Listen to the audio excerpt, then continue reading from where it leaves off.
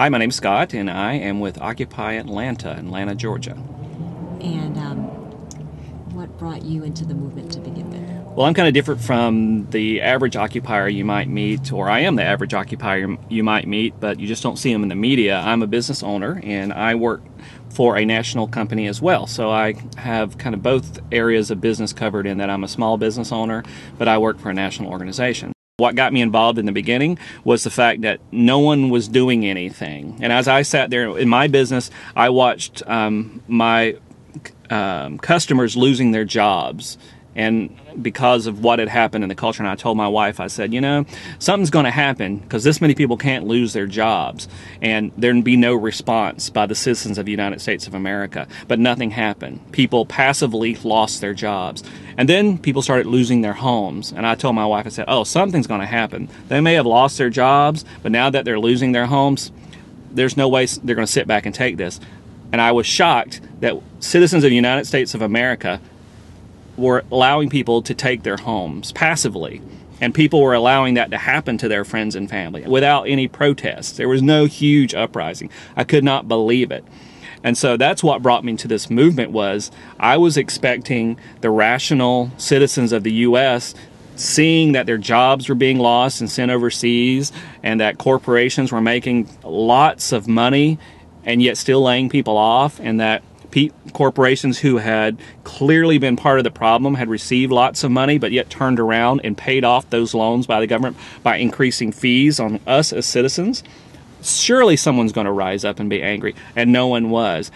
This passivity is shocking, absolutely shocking.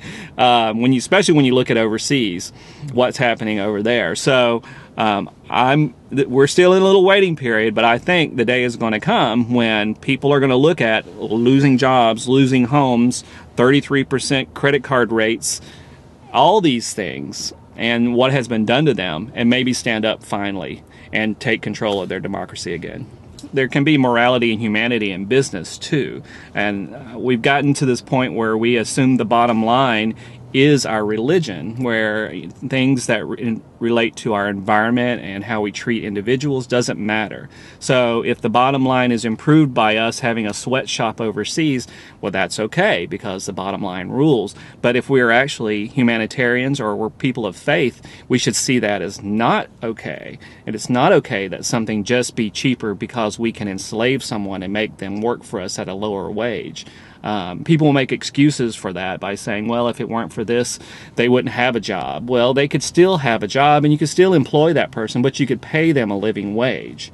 So it's not a matter of either or. It's a matter of, will you be treating the people and our environment and setting up a culture and a world for our children to be beneficial?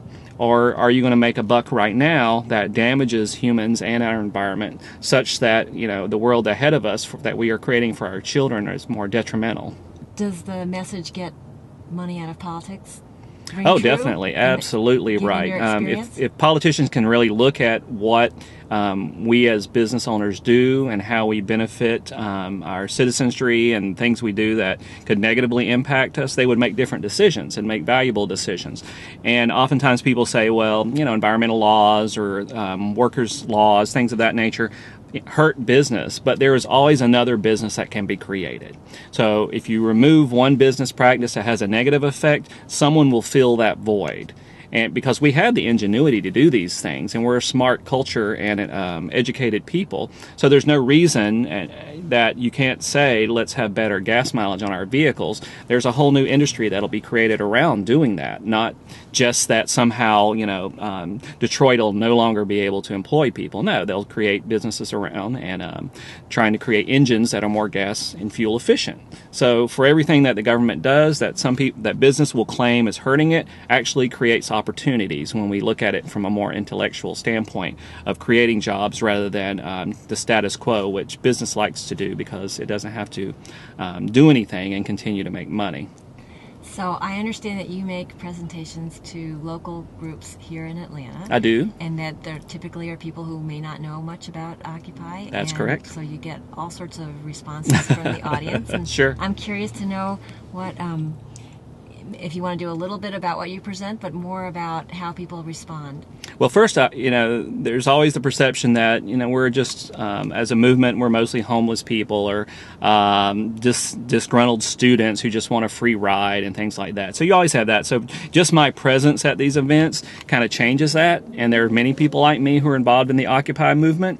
And we can dispel that rumor right away, that these are the only people that are involved. Because what you're seeing from the media are the people that can show up. And those are the people who don't have jobs, and they may be homeless, and they may be students. While the rest of us are working, we still support their efforts. But we just can't be there during the day when they have a march or a sit-in or something of that nature.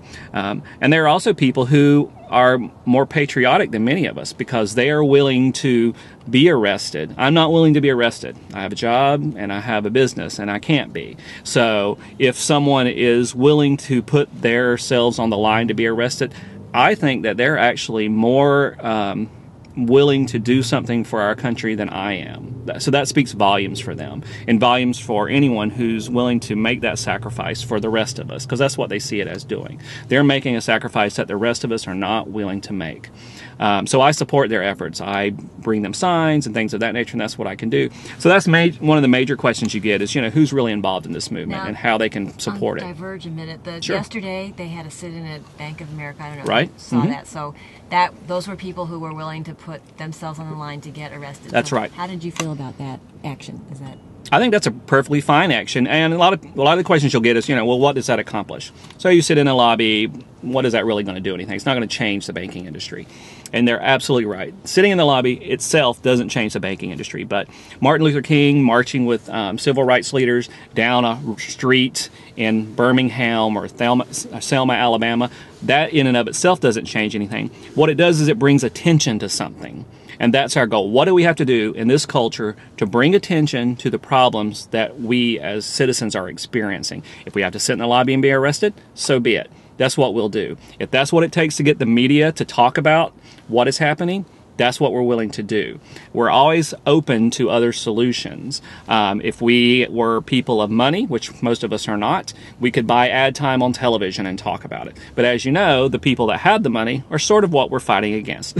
So in order to get the attention of the media and the public, we have to use other methodology that, that the unempowered in our culture have always used, whether in other cultures as well. So Gandhi, in order to fight the East Indian Trade Company, or in Great Britain, in his land, had to use what methods were at his disposal. He didn't have access to the funds or the government or the military or anything like that. He only had access to himself and what attention he could draw to the concerns of that time by his own actions. And that's the same for us. We only have access to ourselves and what actions we can present that draw media attention to the problems that are out there. So while the actions themselves don't change things, they bring attention to them. And as much as we can bring attention to it, that's what we're going to do.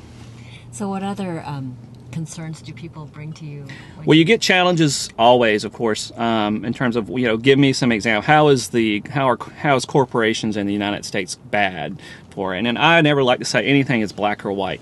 And I'm only speaking for myself, because there are people amongst the Occupy movement who have a problem with capitalism and different things. So we're a group of very different people who feel like, corporations in the United States, many of them, and not all of them, have an undue influence on our political system and our culture.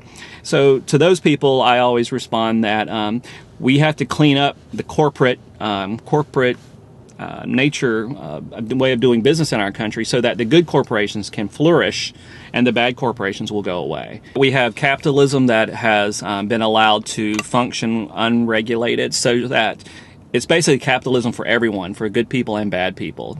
And without some form of laws for citizens, bad citizens will run amok. If there's no laws or control over businesses, bad businesses will run amok. And right now, what we have is capitalism run amok by bad businesses doing what they will do. Just like when we have no laws, bad citizens will do what they will do. And right now, the lawmakers, and many of our opinions, are controlled by those bad corporate citizens. And until we can remove them from the process, we can't make laws that will prevent that from happening in the future. One of the questions I get, because we'll go back to that, is, about some of the tactics that are involved through the Occupy movement that are more radical or violent or something like that.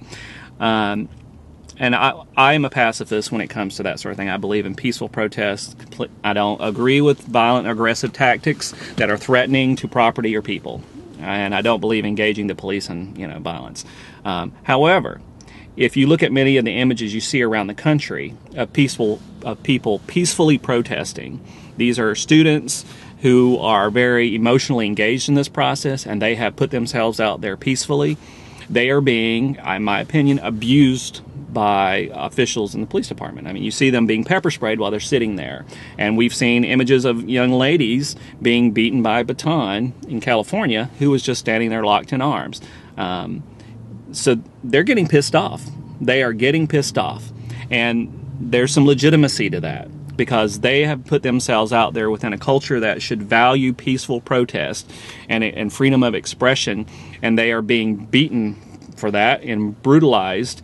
And the media, and you don't really see the citizens in those areas that are supporting those governmental groups speaking out against it. I don't agree with the Tea Party, but if the police were beating people at the Tea Party movement who were sitting in their lawn chairs minding, I would be offended by that. I would be outraged by that.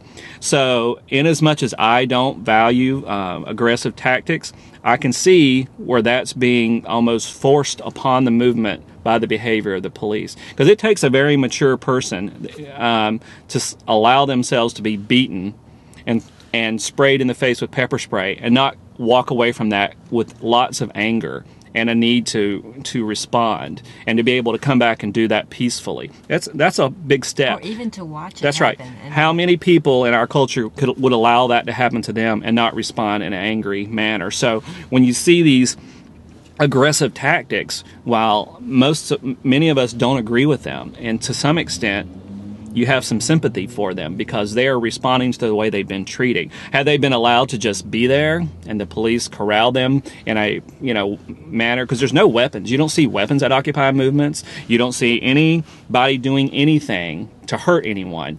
Yet the police are there as if this is a terrorist act, and it's not. It's citizens of the U.S. Enjoying their freedom of expression. So why would you have a squad of police ready for rioting when it's no? There's been zero evidence of rioting prior to any police aggression, none. So it's a difficult thing. I don't support it, but I understand it, and I think we can understand that if we were treated that way after behaving peacefully, it would be very difficult not to respond negatively. So if they don't want this to happen, the best thing for them to do is for the citizens to stand up to their local officials and say, we don't agree with them if you don't agree, but we don't want them treated that way.